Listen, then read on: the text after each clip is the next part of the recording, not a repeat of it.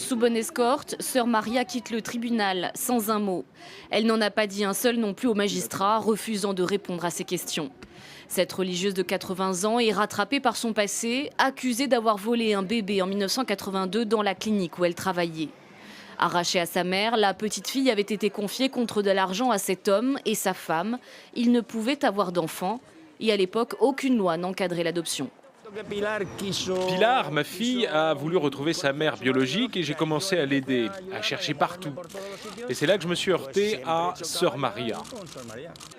Sœur Maria nous a dit que la mère de Pilar ne voulait pas communiquer ses coordonnées, que c'était la loi sur la confidentialité, que c'était sa volonté. Elle nous a dit qu'elle ne savait pas du tout où était sa mère.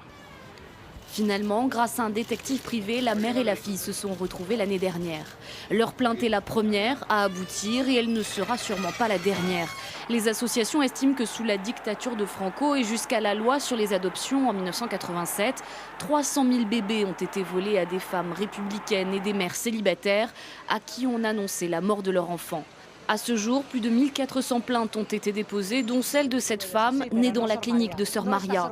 Elle est persuadée d'avoir été volée et vendue à ses parents adoptifs. Je ne sais pas qui je suis. Je suis enregistrée comme leur enfant biologique, exactement comme si j'étais née dans leur maison. Tout était bien planifié, bien sûr. Impossible de savoir combien de familles sont concernées par ce trafic à grande échelle. Mais elles sont de plus en plus nombreuses à demander des tests ADN et l'ouverture d'enquêtes.